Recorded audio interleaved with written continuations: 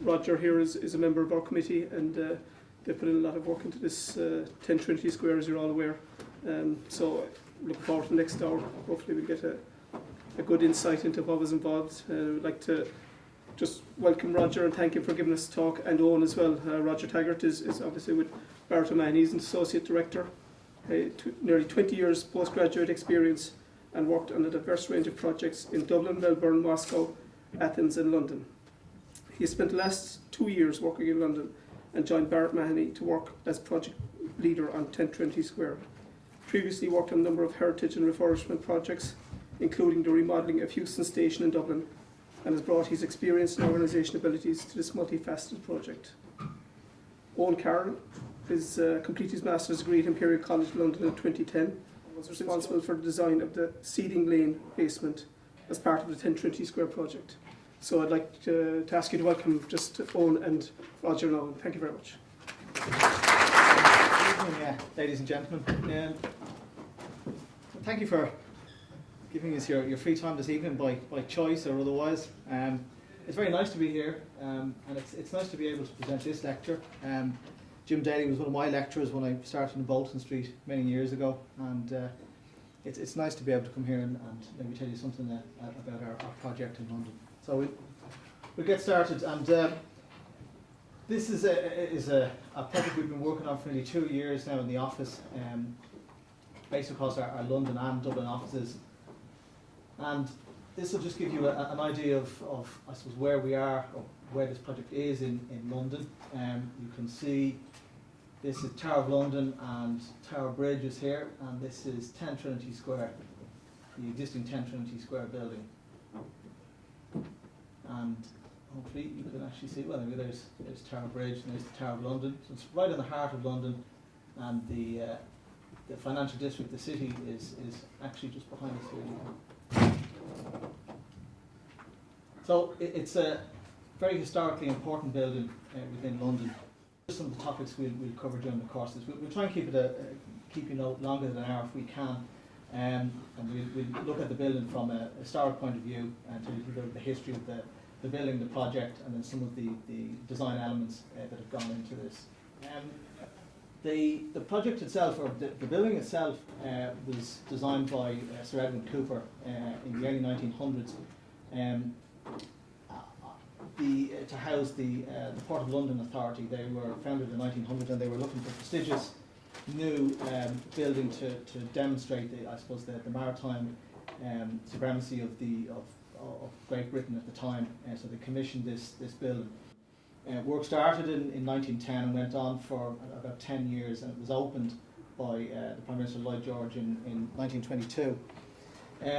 It's a Grade 2 star listed building, and it's very important, historically important building in London. I'll tell you a little bit about the existing building. The existing building itself is a Portland stone clad building with a central courtyard, and you can see here actually this was a mansard structure added above roof level at some point in the 1950s. The building was designed in the Beaux-Arts style, which is actually similar to a lot of buildings around Washington, Greek, Roman architecture, with lots of fancy columns and some very nice details. These are on the tower structure at the front of the building, which have been restored at the moment. Just to tell you a little bit about the history of the project, the building served, as I said, for the Port of London Authority for a number of years, and was taken over by an insurance company and converted into, well, it was an office building effectively, and served as an office building up until about 2007, where it was bought by KOP Partners and Rainwood Developments with a view to redeveloping it. And subsequently in 2010, Rainwood bought out their partners KOP and proceeded to develop a scheme for this redevelopment. Our own client, Donban Construction, opened negotiations with Rainwood to come on board as a design and build contractor about the same time, and we are the civil and structural engineers for Donban Construction. in what is effectively now a design and build contract. What we have here is the existing building, the two wings of the existing building, and we have a cross section in the other direction. I'll show you in a moment. And effectively, the building is being converted from offices into a 5-star hotel with luxury apartments. So the existing courtyard space is being infilled with new structure, a lot of hotel, restaurant facilities, and a lot of the type of things you'd find in 5-star hotels. This is the existing structure on either side. The new courtyard structure has a basement, and then we have, these are the new additional areas of structure over and above both the existing and the new courtyard structure. We have a new paraboloid roof that spans over encloses the courtyard but leaves a central opening area. And then we have Seething Lane that Owen's going to tell us a little bit about, which is the basement construction outside the footprint. The new build represents nearly 19,500 square metres of new footprint, new usable area, which is the red and the blue areas. And this is just to show you the courtyard space where that new build has actually taken place here. So it's quite a tight courtyard, and you can see the mansard structure that was added. The original building was actually the roof level was at this level, and this was a mansard structure added in the 1950s. Another cross section just to show the tower, predominantly the tower building at the front, which is sort of the grand entrance you saw in some of those opening slides, and our new basement here, and a new rotunda structure to replace the original rotunda that was damaged during the Second World War. It was bombed and eventually demolished. This is it's a very high-end development, 5-star with private bespoke apartments at the higher levels, at penthouse levels. HBA with the interior designers on the client side, and they've produced a fairly amazing design and fit out for the building. They've reflected the original maritime heritage of the building in a lot of their finishes. This is the Cutty Sark bar, and this is some of the features in the main entrance into 10 Trinity. This is quite a nice net feature. And the new rotunda structure, which is actually situated within a water feature, an infinity pool at first floor level within the courtyard. So it's almost like an island sitting within that courtyard. As I said, that it is a Grade 2 listed building, and that was a key issue throughout the development of the project. Many of the internal finishes, particularly at second floor level, were listed, and it was imperative that they were protected during the course of quite substantial engineering works going on above, and that they be maintained and integrated into the final design. It also affected the way we did a lot of our design within the existing building.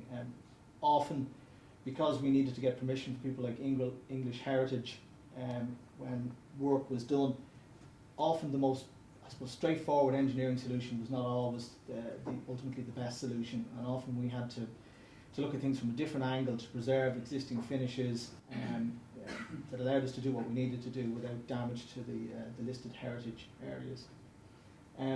This is just actually me on my way to a design team meeting. We were always under pressure, and I was always late. Actually, that's Daniel Craig. You might recognise that from Skyfall. The building was used in Skyfall, I think, in 2010 when it was before it was bought. I suppose the initial works were concentrated on the courtyard. There was a good deal of work needed to be done from the outset. A very tight, quite inaccessible courtyard space, and getting materials in and out was always going to be an issue. Quite a ballet of works, phasing of works, and as the job progressed, the work started with, there was an extensive site investigation survey carried out. UXB, obviously, in London, it's quite common to carry out unexploded bomb survey on sites like this, on brownfield sites, because there are often bombs, and in this case, the original rotunda structure had been bombed. And we had an extensive archaeological excavation that followed the basement as the basement excavation got underway. The trial pits and there were a number of trial pits done, 3 trial pits for about 40 metres and a number of trial pits to get an idea of existing foundation depths and outstands and the type of thing you need when you're building in such close proximity. It was typically about 3 metres of fill material within that courtyard space, overlying gravels, dense gravels, and then into the London clays. And I'll tell you, the London clays are somewhat different from what we experience here in Dublin, with Dublin boulder clay. They don't tend to be as stiff, and they're subjected to heave, which was going to be a factor in excavating both this basement and Owen will tell you about the CEng Lane basement as well. This just shows some of the existing strip footings, which is the existing courtyard walls around the outside here. And our new structure, our new basement structure was at or below the existing foundation levels in a number of areas. And we looked at a number of different options for this, and ultimately it was decided to use retaining wall piles cored through the existing outstands so that we could take the basement excavation down to the required level. What you see here is actually pre-coring these holes for a series of 300 diameter retaining wall piles around the entire perimeter of that courtyard. And you can see the basement excavation being taken down from what is effectively lower ground floor level here, and restraint plates actually put in and fixed to the ground floor slab inside to provide restraint to the wall from where the ground levels have been taken down. As well as those retaining wall piles, in a number of areas around the courtyard, we had deeper basement digs. We had digs to accommodate the lift pits and stair cores in the corner, and those excavations were quite deep, and it was necessary to actually underpin the existing foundations with a mini pile system, which you can actually see here, which were 130 diameter mini piles drilled through the existing wall and foundation, that would take some. The main reason for this was that the required lateral deflections and settlements allowable on the existing facade were quite onerous, and the retaining wall piles in themselves were not capable when the dig depth was about a metre and a half. So when we got to this kind of level, these were installed. Obviously, with a building of this age, constructed in the 1920s, very important to, as particularly a listed building as well, to keep an eye on what's going on and the effect of such deep excavations in close proximity to foundations. So there was a grid of prisms set up on all the elevations within the courtyard to allow us to monitor vertical, horizontal, longitudinal movements. And these were monitored from total station equipment mounted on the existing roof that would scan this courtyard on a real-time basis and provide us with information on how the existing structure was behaving. There were tilt beam sensors located on the external elevations that could be monitored without actually having to resort to EDM equipment on adjacent buildings, which is always a problem in London. The first order of business after installing these perimeter retaining wall piles was the capping beam, which is what you can see being placed in here. And the next key item on the critical path was to get the tower cranes, in this case luffing cranes, the 3 luffing cranes into the courtyard as quickly as possible. This was to facilitate getting materials in and out, and it was certainly a critical path item. The bases to the crane bases were quite substantial, and they're obviously we use them as the basis of the stair cores as well. But you should be able to see this is actually the jig for the crane being cast in with the base. This is nearly I think it's about 1,700 deep foundation for the stair core, and quite a deep ground beam diagonally propped to allow us to take that excavation down. We actually had to permeate grout between the mini piling here, because this excavation was down below the water level. Water levels were typically about 2 metres or so below our lowest basement, so they were about 2 metres below the basement dig level. And the permeation grouting worked quite well. I mean, we had very little water, even though we were in gravels for a certain distance before we got into the clay. We had very little water penetration into these excavations.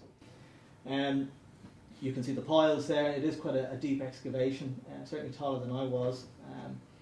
And finally, the crane erected, and in this case, the prop has been removed, and the crane base itself is providing the lateral restraint to the retaining wall piles. And in fact, the ground beam, we've actually cut it out at this stage after the prop is removed. So this was a very important item to get these cranes into place to allow the contractor to get on with work as quickly as possible. The basement itself was a suspended 400 thick concrete slab on pile caps, piles and ground beams, with over 160 600 diameter piles taken to depths of almost 30 metres into the London clays. You can see the raking underpinning piles at these corner locations, and 24 piles underneath each of these crane bases, stair cores. Sorry, that's my phone. We also have an attenuation tank in this area of the basement, again it being deeper with some lift cores on either side, and these underpinning piles were used along this section of the perimeter as well. We'll tell you a little bit about the tower structure, which is the main entrance to 10 Trinity. During the course of the original topographical surveys on the building and on the floor plates, it was found that we had an out of plumb at the top level of this tower, which is 70 metres up, of nearly 300 millimetres, and that had caused some issues with the adjoining wings, which I'll show you later on. I suppose it's worthwhile remembering 300 millimetres sounds like an awful lot, but if you compare it, I mean it's only a quarter of a degree of rotation, whereas the Leaning Tower Pisa has a rotation of nearly 5 degrees. So we weren't particularly concerned about this falling over, but we were worried about long-term settlements and the effect it would have on the fabric of the existing facades, and obviously the internal fit-out and finishes as well. So it was an important enough issue to carry out a very detailed geotechnical analysis, and Byrne Luby were our partners on that, and carried out a detailed FLAC 3D analysis to look at various options for what we could do with the raft foundation underneath the existing tower. A number of different options and different groupings of underpinning were looked at, in effect to try and create a piled raft foundation, which is quite difficult retrospectively when you already have a building that's been standing for 100 years. In the end, we decided that it wasn't a problem that could be ignored, and the final design used 125 300 diameter piles cored through the existing raft foundation to depths of nearly 20 metres. And to make sure that we could get the load transfer through the existing raft slab, which is what this is here, which is a 2 metre deep raft slab, we did a number of tests with pull-out tests on cores to see whether or not a smooth bore core would give us the required capacity on those piles. Some of these this one was scabbled, and this one actually had dowels drilled diagonally through it. In the end, we managed to get the load we required through a smooth bore core, which was an enormous advantage because each of these cores, remember, was 2 metres deep, and there were 125 of them. So there was an enormous amount of work. It was an element that was off the critical path, but nevertheless it was going to take 6 or 7 months, and ultimately it did take 6 months to put in all these piles. So we were happy with the result of the tests, and it was certainly a worthwhile exercise. This is the piling rig actually going into lower ground floor level, and all that piling was carried out from lower ground floor level through the basement. So we have pre-cored holes in the existing lower ground floor slab, and then cored holes within the basement raft slab. You can actually see, I think you can just about see them along the edge here. These are basement plinths that the main structural columns for that tower sit on. So there's a whole row of them, there's rows on either side in that basement. This is just a cross-section showing you that raft. This is a swimming pool that's going to be constructed at lower ground floor level within the existing tower. There's very little redevelopment of the tower itself. I mean, a lot of the finishes inside the tower specifically are protected. And we do have some new structure in the courtyard that actually is partially supported on this. And there was a very detailed analysis done to consider the issues of differential settlement between new and existing structures and how that was going to affect particularly the last bay of our new structure within the courtyard. The use of the mini piles was an enormous help, and it at least predicted reduced the deflection substantially over the next 100 years. The courtyard superstructure, the original design as I said, this is a design and build contract. The original design proposed by the client's engineers was actually a steel and composite metal deck solution, and we re-engineered that as a concrete solution for a number of different reasons. It suited our client, the contractor, among other things. The analysis for the slabs were carried out on RAM concept, and we did ETAB modelling for assessing the lateral stability. What you can actually see here is an ETABS model with the new towers, but you can also see the new structure sitting on top of the existing. This is all located over the existing, so that lateral stability is provided fully by these cores. And there was a lot of analysis done to look at how stiff these cores were versus the existing structure, to make sure that all horizontal loads, particularly for the new elevations, went back onto these existing core, these new build cores within the courtyard. The structure then above basement level was typically flat slab, 300 thick flat slab on a grillage of columns, with at first floor a very large 14-metre central opening. I think this just shows some of the columns at the lower levels that are actually raked. Obviously with existing footings and capping beams along the edge, these piles were probably further inboard than we would have liked them.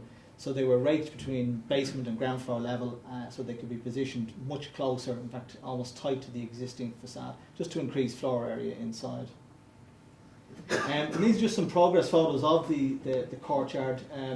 The works were quite phased, obviously because there was a programme to get up to third floor level and to get on with some of the transfer steelwork and new structure as quickly as possible that sits over the existing and new building. So we had elements of basement slab being poured while we had first floor slab being poured on the other end of the site. And this is just our attenuation tank actually on that side of the courtyard, which is what this is here, and you can see the pile caps through the middle of it here, and then some lift cords on either side, and this is some propping that capping beam. The phasing of the works in the basement was done in such a way that the central area of basement slab was poured.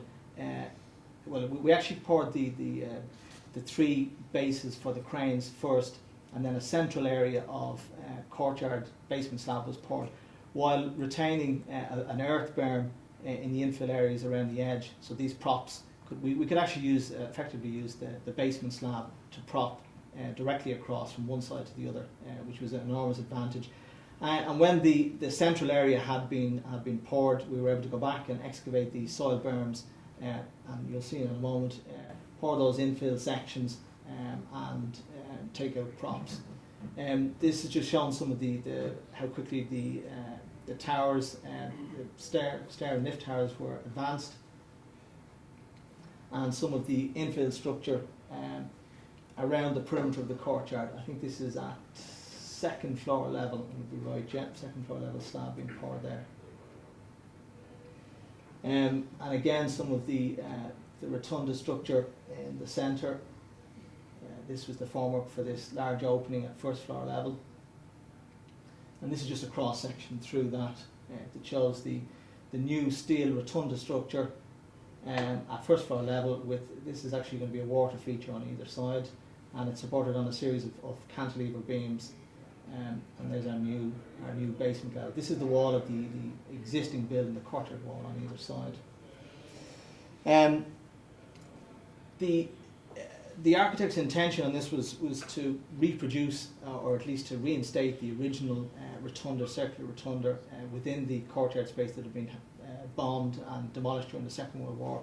And this is a two-storey steel rotunda structure designed with composite construction. It's a 14-metre wide radius.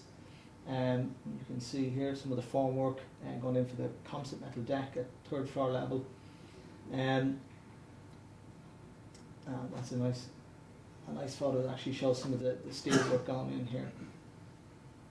And Owen is going to tell us a little bit about CEng Lane. Owen? Good evening, ladies and gentlemen. As Roger said, I'm going to be speaking about the CEng Lane basement part of the project. I'm going to begin firstly by giving you a small bit of historical background about CEng Lane, and I'm then going to discuss some aspects of the client's requirements and issues of the design and construction of the basement.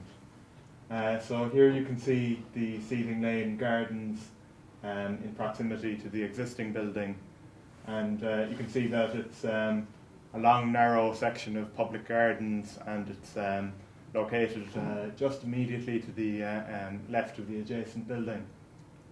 So the proposal was to dig a 10.5 metre deep basement directly adjacent to the building.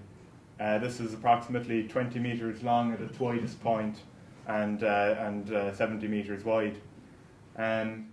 The excavation itself led to the removal of about 13,000 cubic metres of soil, which is enough to fill this theatre about 35 times. So that just gives you an idea of the extent of the basement excavation. So these are images of the basement prior to the redevelopment, and you can see that it's an existing public gardens. The gardens are a site of historical significance, and were home to the Navy office, which is where the diarist Samuel Pepys lived and worked for many years of his career. Essentially, the proposal was to close the gardens to the public for a period of 2 years during the works, and then to excavate a new basement under it.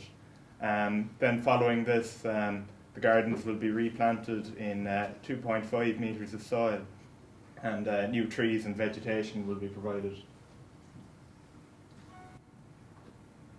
So here we can see an architectural layout of the proposed basement. On top you have the below ground structure, and on the bottom you have the gardens above ground. You can see that most of the basement is given over to car parking.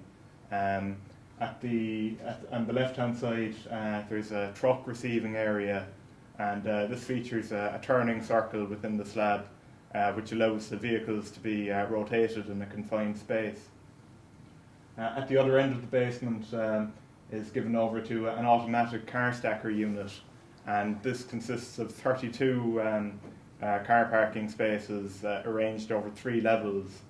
And how the automatic car stacker works is that a vehicle is driven in at street level, and then it is brought down into the basement via an automatic lift and stored there. When the driver wants to later retrieve the car stacker automatically shuffles it back and returns it to street level. The remainder of the basement is then given over to back of house facilities such as changing areas, storage rooms and security offices, and these will all serve the main hotel development. Interestingly, the building is to be linked back to the existing structure via a tunnel which connects through to basement 1 level, and this allows for the delivery of goods into the main section of the hotel. Above ground then you have these 2 pavilion structures which project above ground level, and these will be used for access for the vehicles, for the truck turning circle and the car stacker. Structurally, the structure comprises a sheet pile wall, perimeter retaining wall, and the internal structure is a reinforced concrete frame. There's a deep transfer slab of up to 750 millimetres thick, and this supports the 2.5 metres of vegetation over. The foundation slab is a raft slab which is up to 1.2 metres deep in places, and this is ground bearing with elements of suspended slab also. So this gives an impression of the depth of the excavation. This is at the northern section of the basement where there's a truck lift being installed, and the maximum depth here was down to a depth of 30 metres below street level, and this is approximately 6 metres below the level of the existing Trinity square footings. Obviously the retention of those footings and the avoidance of settlement was a key concern during the works. So this is an image of the streetscape of CEng Lane, and one of the key site constraints that emerged early on was the presence of buried services under the CEng Lane walkway. The original basement design featured a contiguous pile wall, which actually ran down outside the perimeter of the public park, down the roadway. And when the contractor took possession of site surveys indicated a very heavy concentration of services, and these would have in fact clashed with the outside edge of the wall. So therefore a decision was taken in order to avoid costly and lengthy service diversions to move the external wall of the basement inwards.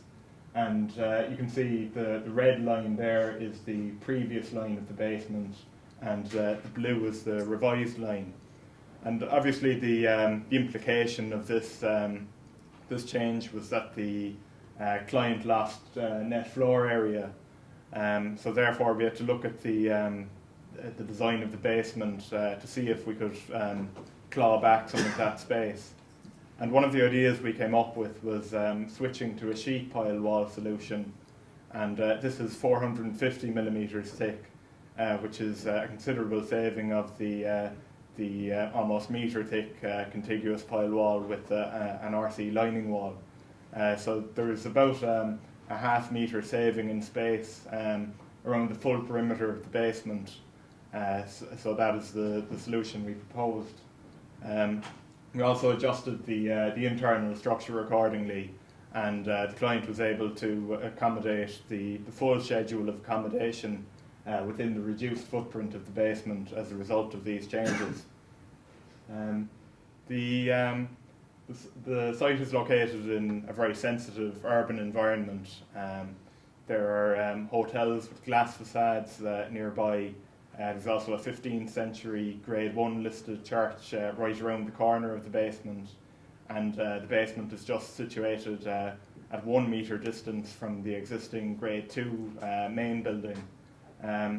So therefore one of the key considerations was the sensitivity of these structures to vibration, and we liaised with the piling contractors in the project to develop methods of silent piling, which would in effect be vibrationless and avoid causing damage to these structures. This involved a hydraulic pile installation, and also utilised the technique of pre-boring to reduce the resistance to pile installation. Another key aspect of steel-intensive basement design is waterproofing. The sheet pile perimeter wall offers an inherent degree of waterproofing through interlocking of the clutches between the respective piles. However, in order to ensure that the structure is fully watertight, we specified that these clutches would have to be fully welded over the internal height of the structure, and this would ensure that the structure prevents water ingress. We also had to consider the detail at the interface of the basement slab and the sheet pile wall. And what we've done at these locations is provided a steel flange plate which is fully welded at this junction, and this prevents the upward migration of water at this location. Just to briefly discuss the foundation scheme, the lowest level of basement slab consists of a 600mm deep suspended slab that spans between 1200mm deep ground beams. And we've also introduced a void former under the elements of suspended slab, and this is due to the considerable heave pressures due to the excavation unload in order to dissipate these pressures. So we undertook a detailed design of the foundation using RAN concept software, and you can see the output of that on the right hand side of the screen. We commissioned Byrne-Luby partners to carry out a detailed geotechnical analysis of this solution, and they advised the geotechnical parameters for input to the model. You can see that this model is actually this image is a bearing pressure contour plot, and you can see that the areas of void former are coloured purple on this, which indicates that no ground bearing pressure is mobilised, and the other areas are coloured, indicating that that they're low bearing.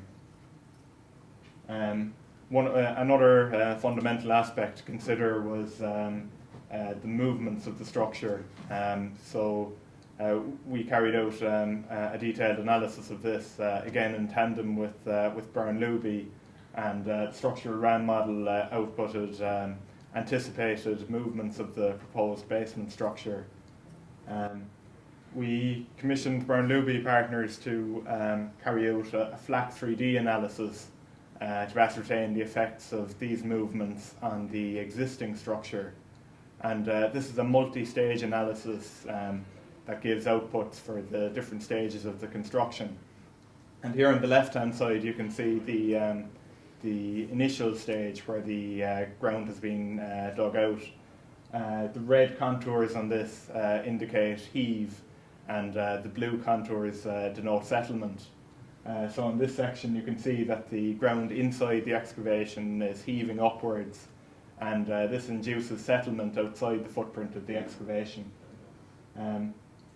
Then you can see the final stage of the project when the permanent garden loads have been applied, and you can see that the heave under the structure has been greatly reduced. However, there is a long-term settlement component to consider under the existing foundations, and this is something that had to be factored into our design. The temporary work scheme consisted of 2 levels of temporary propping throughout the structure, with a third level provided at the deeper dig for the northern part of the excavation. An important part of the sequencing was arranging archaeological works around this. In the initial stage, the sheet pile was allowed to cantilever to allow a preliminary archaeological investigation to take place. Once this was complete, the ground was excavated down to a further level of archaeological interest, and the top level of sheet of temporary props was installed. Once the archaeological excavations were complete, the excavation continued at pace, and the bulk of the soil was taken out. Just when the excavation neared the level of the proposed basement, a low-level temporary props were installed. And then these enabled the final excavation to take place down to formation level for the foundations. A key aspect of the project was monitoring the various movements during the works. We specified 3 different types of monitoring equipment to give us a full picture of this in real time. The first thing we looked at was vibration monitors, which were fixed to nearby structures, and these gave vibration readings during the installation of the sheet piles. We also installed inclinometers to the back face of the sheet piles, and these provided an estimate of the lateral earth deflection during the bulk dig. The third aspect of the monitoring equipment was the tilt sensors, and these were fixed to the western facade of Trinity Square of the existing building, and these provided us with an estimate of the ground movements and the foundation settlements during the excavation. It was interesting to note that the movements observed from the monitoring were at about 60% of the values predicted by FLAC 3D. So this gave us surety that the the various models were suitably conservative and were based on upper bound soil parameters. So based on the encouraging monitoring results, it gave the team confidence that the temporary work scheme was working as intended, and and therefore we were able to proceed with the construction of the permanent foundations, and these were cast earlier this year. So I'd now like to hand you back to Roger, who's going to discuss the main structure. Thank you. Tell you a little bit about the existing structure itself, which I probably mentioned at the outset. It's quite an interesting building. It's 10 Trinity is probably one of the first concrete frame buildings in London. We haven't been able to find examples earlier than 1920. So this was cutting edge reinforced concrete technology at the time. Existing slabs are reinforced concrete about 140 mil thick, span between existing downstand beams, and there's a central line of columns which are on either side of the existing corridor, which are concrete, and then the elevations, which you can see here, are an interlocking mixture of Portland stone and load-bearing masonry. You can actually see some of the so we have actually blocks of Portland stone and masonry here, and then Portland stone. So it was an integral structure. These are the two lines of existing columns that were to play an important part in how we dealt with the structures above fourth floor level. And we did, and then again, we actually have, so we have this mansard structure as well at this level, which was scheduled to be removed and replaced with 4 additional stories. With any building like this, there's an extensive amount of opening up works that need to be done before we can progress a design and to know what we're dealing with. I suppose it's made more complicated on a listed building in that a lot of the finishes couldn't be stripped out, and those that could, they could only be done in very local places. There was a lot of material testing done, both on the existing masonry and concrete, with nearly 25 cores taken originally through the existing concrete structure to get an idea of in situ strengths, which varied from as low as 14 newtons up to 35. We subsequently carried out an additional 25 cores in particular areas where we felt that we needed more comfort on the strength.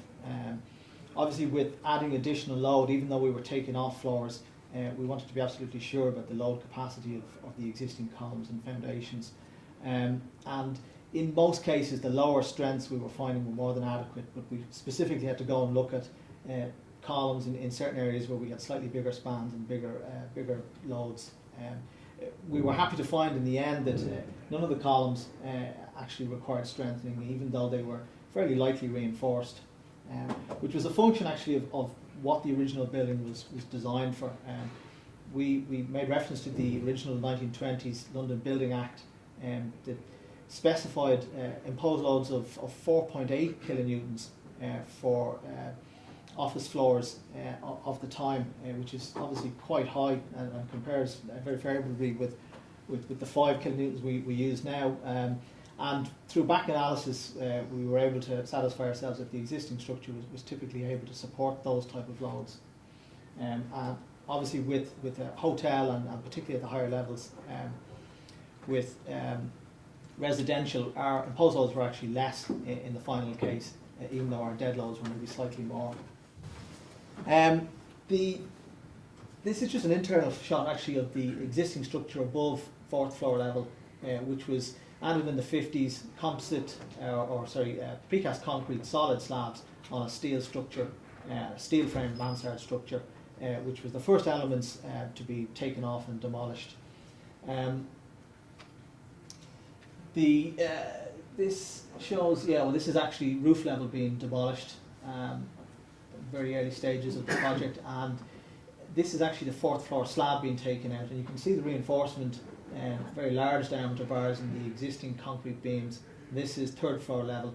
Our proposal was to replace the entire 4th floor level with a new steel transfer structure to support both the existing new elements above and to allow us to get a more even distribution of load to the existing structure below. The client's original scheme had a slightly different, had a very traditional steel frame construction above 4th floor, and I'll show you in a moment our approach to this was somewhat different. With the removal of the 4th floor, it was obviously fairly imperative with listed areas below to create a new weathered roof at 3rd floor level, which is what you can see here, and the existing facades from 3rd to 4th being retained for the duration until the new transfer deck was installed. You can just about see the tower structure actually in the background here. As I said, we found that this is a very early example of a reinforced concrete building, and there were plenty of cracks in it. Most hairline and probably a lot of them to do with early age shrinkage, but the tower structure had dragged the adjoining wing on either side and created these vertical cracks. This is actually one of the long ones here, returning in the other direction, and we looked at we did extensive surveys on the cracks on all the floors to decide what we were going to do. Some of them involved repair to the stonework outside, and we were happy enough. Again, it being a listed building, we were very conscious of I suppose the level of impact we would have on that, and we tried to maintain a very light touch. The existing building doesn't have any expansion joints. And we weren't particularly keen to introduce new expansion joints into this building, and we eventually settled for a solution of tying some of these existing cracks, principally for further thermal movements. Some fairly large, up to 25mm cracks in limited locations, but constant, or at least they reflected the movement of the tower. So there was a number of details we proposed, and this work has been pushed out to the very end of the project until the new structure is completed and all the dead loads are on the structure. Tying existing cracks with things like chem ties and helibar, and a lot of the existing, the smaller hairline cracks in the mid areas of slabs were left alone. The 4th floor transfer structure, which is pictures at an odd angle, but gives you an idea of the complexity. 4th floor structure here has actually been removed in its totality, and we have put in a grillage of it's a transfer system effectively that supports an off-site system we used to form the required floor areas above 4th floor level. And you can see that there's quite a maze of structure here. Obviously, with introducing new loads onto the existing structure, we wanted to try and keep the distribution of loads as uniform as possible onto both the existing external facades and to the existing line of columns along the central corridor. And the transfer structure was designed in such a way to allow this distribution of load.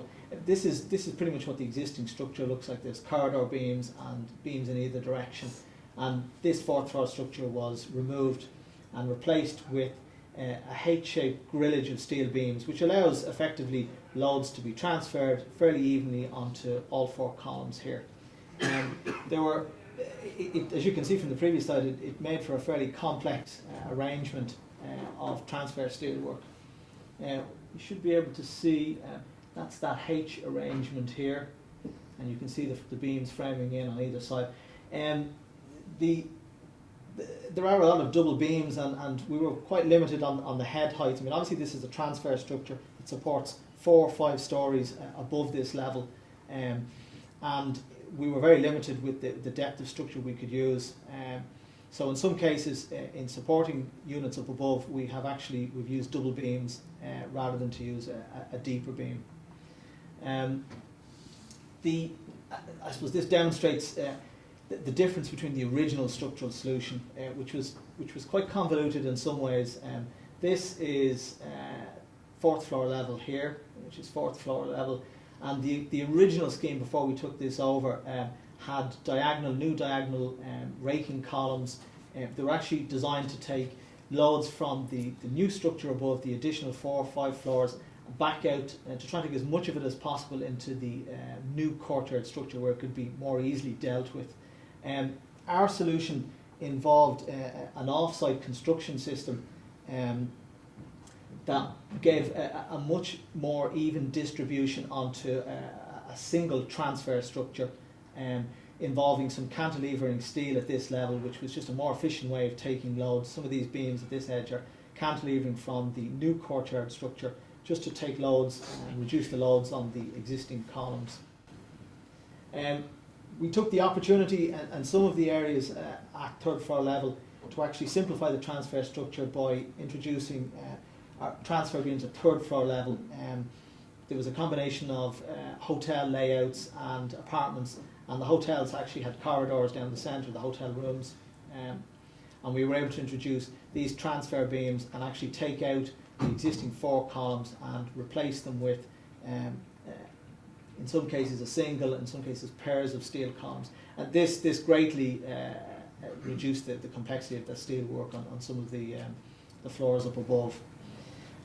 It wasn't possible everywhere, and in some cases you can see the existing columns have been left up to 4th floor level, getting ready to be prepared to take the new transfer steel deck. As again, this is a transfer structure, and transfer structures tend to be quite deep, and we needed to maintain as much head height in these apartments and hotel layouts below.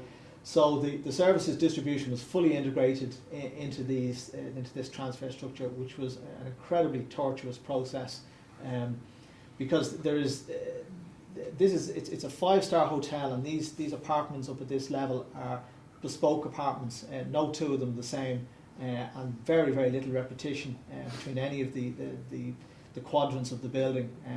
So the design of these beams, almost every single one of them was a separate design, and was extremely complex. Again, you can see a better idea of the lines for the services runs, and the double and treble beams to reflect the lines, the stud lines of the new structure above. And you can see it actually sitting on, I think that is the line of central columns here. That's one side of that H construction.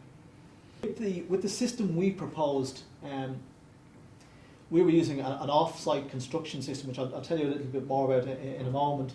But with a lot of off-site construction, the tolerances are a great deal more onerous than they would be with traditional construction, and it was found necessary to try and take out as much deflection as possible before these units were placed.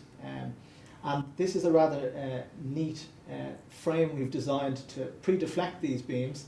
It's completely self-contained.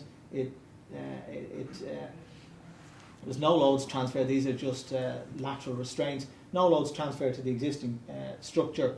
And with relatively small hand tools, we're able to induce deflections or pre-deflections in these beams of 15 or 16 millimeters.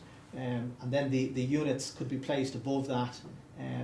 And these frames stayed in place then until they were all the dead loads were in place, and they were taken off, and in some cases reused, but quite a few of them, a lot of beams had to be pre-deflected.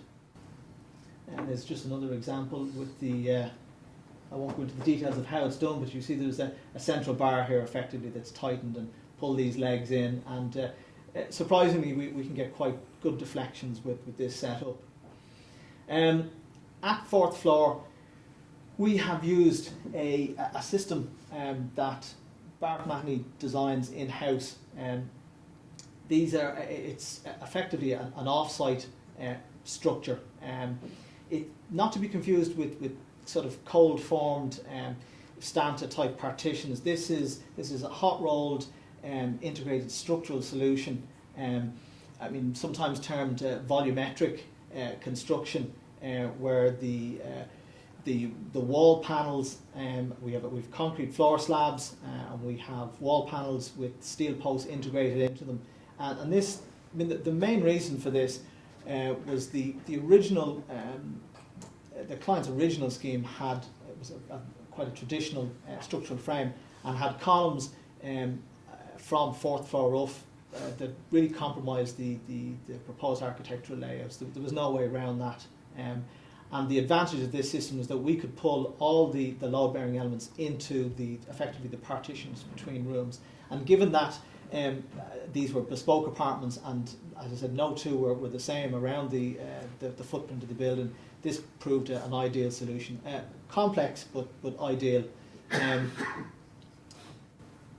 And you can see some of these units have been placed. In this case, the units, it might take 10, a dozen of these units to make up any single apartment.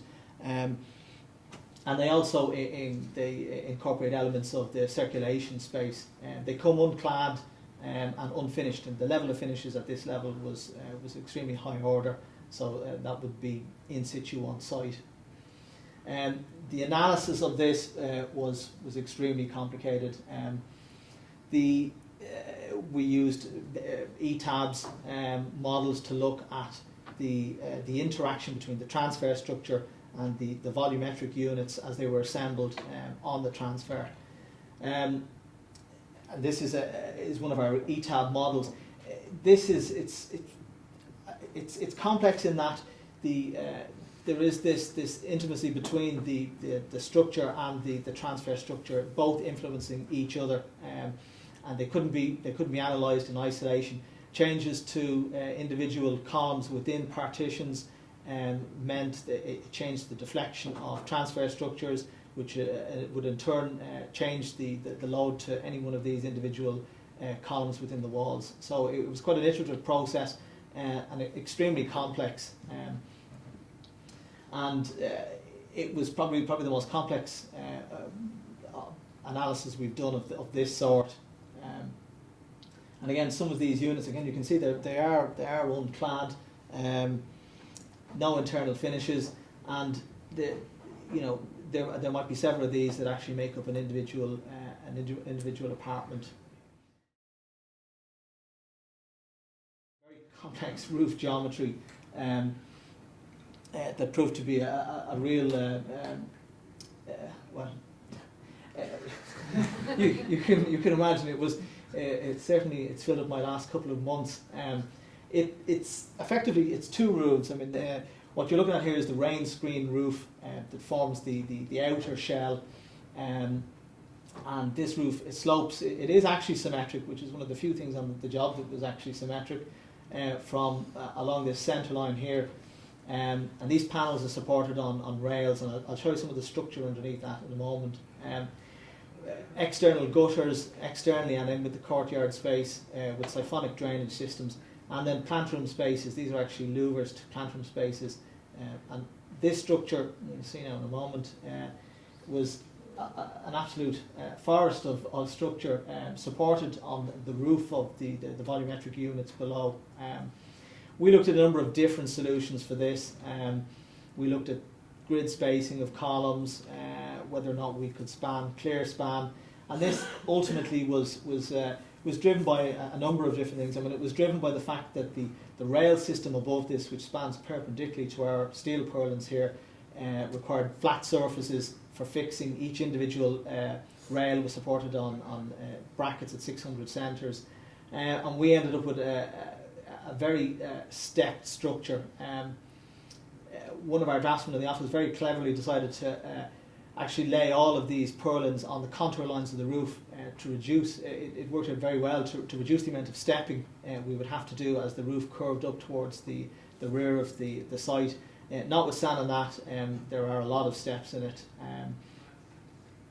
and you can see there's quite a deep drop from the highest level. I mean, there's a 3 metre drop here, so the roof space is quite large in some of these areas. As I said, there is an inner roof as well, which is a weathered timber roof below the rain screen roof, that's supported supported directly on these steel posts, and that drains to the gutters on either side. We had thought about using that as a stress skin diaphragm originally, but because it's got ply and insulation and weathering on it, we found that it was impossible.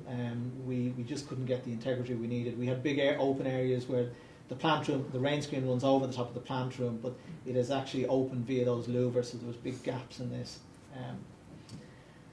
And this is just our Revit model, which was the only way we could represent this and pass on the information to the steel fabricators. That's the plant room there. It turned out to be a very complex Revit model. It wasn't a case. We actually developed it from the original. The roofing consultant gave us a 3D model of the roofscape, and we produced the rest ourselves. And nobody else in the design team seemed to be hugely interested in producing this model, so it was left to us. But the steel fabricators have since taken it over now, and effectively they can put this model directly into their fabrication software and fabricate the steel. And I think that's probably it. Yes, hopefully that didn't take too long.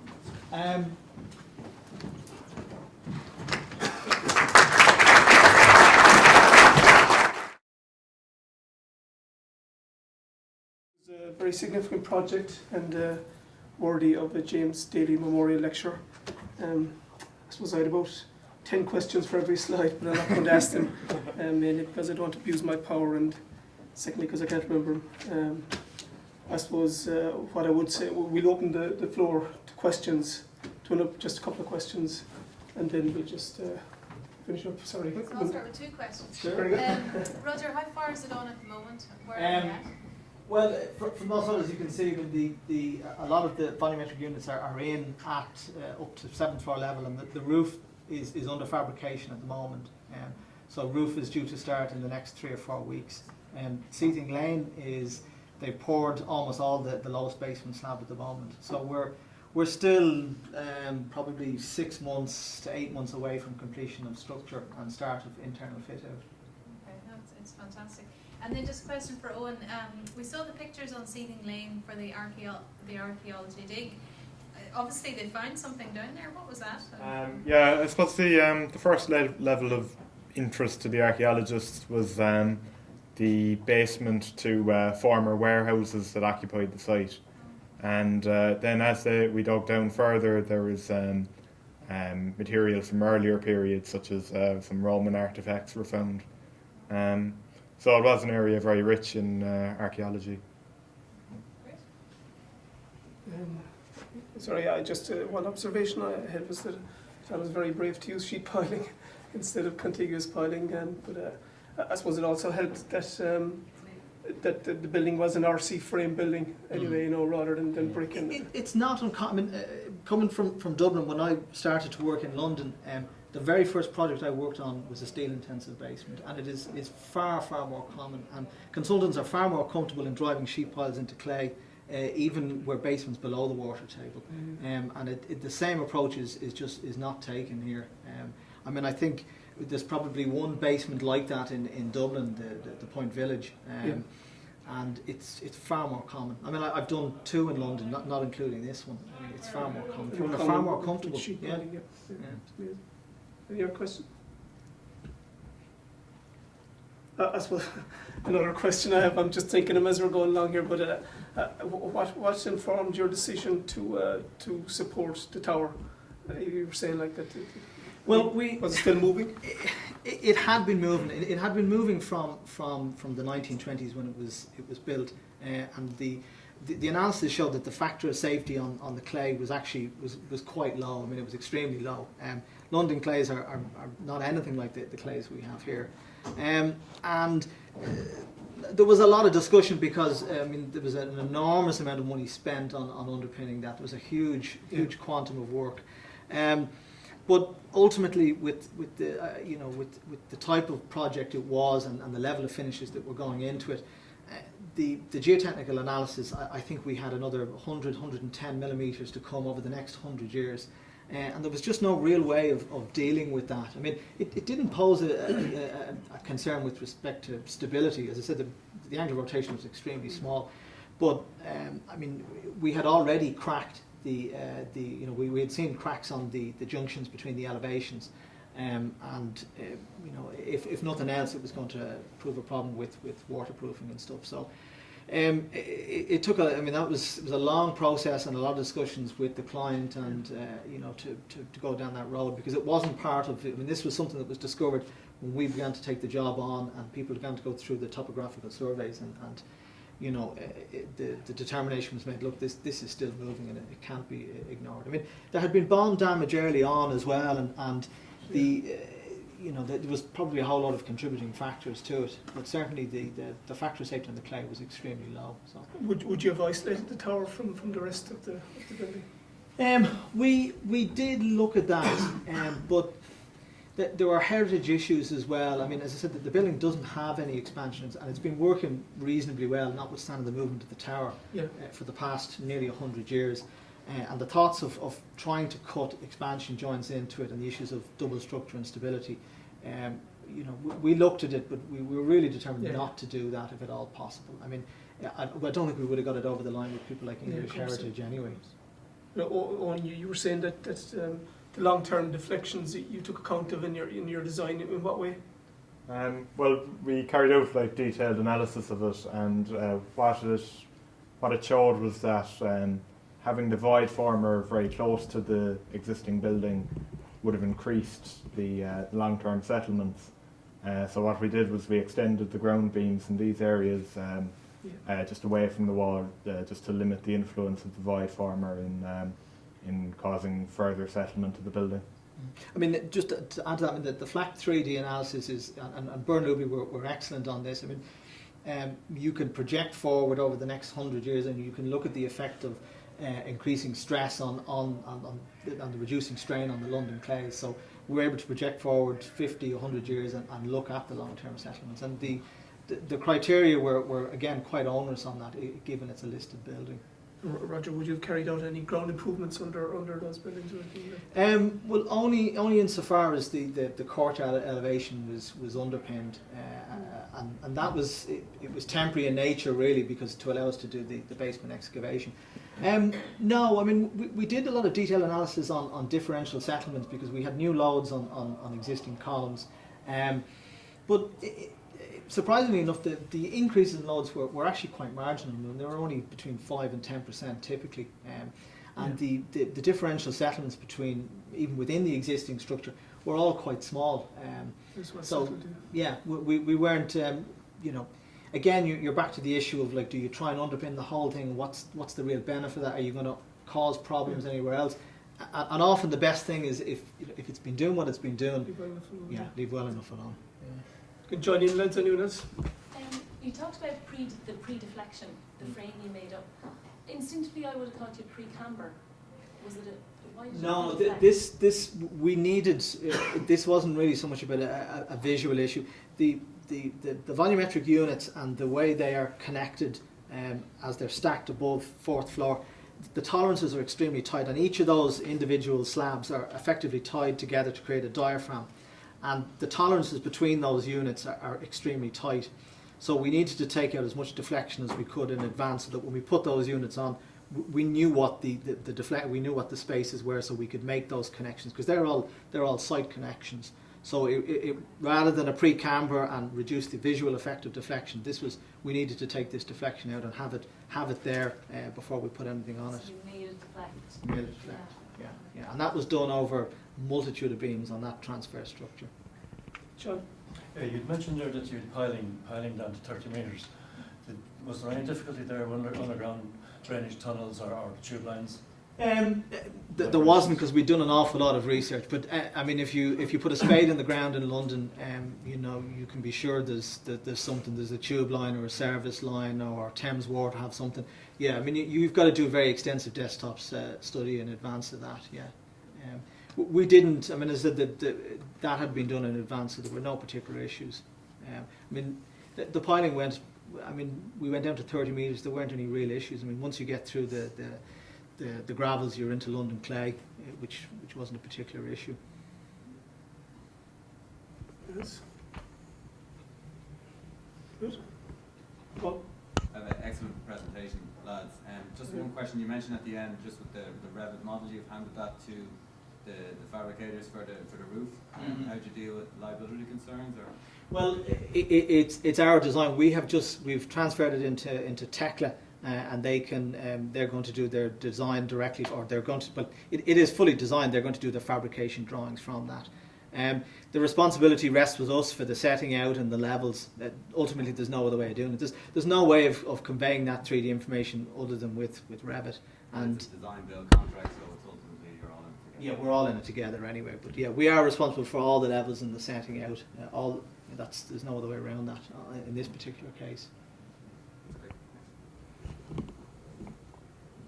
Very good. So we'll leave it at that. So I want to thank Roger and Owen again for a great presentation. Very interesting. It's a long time since we've had a project like that in Ireland, and it'll be a long time, I think, again before we'll see one to that extent and scale. Anyway, it's been about 2 years since we'd had one in Kerry. But I want to thank everyone for coming tonight. Thank Owen and Roger for an excellent presentation, and hopefully we'll see you at the next talk. Thanks very much.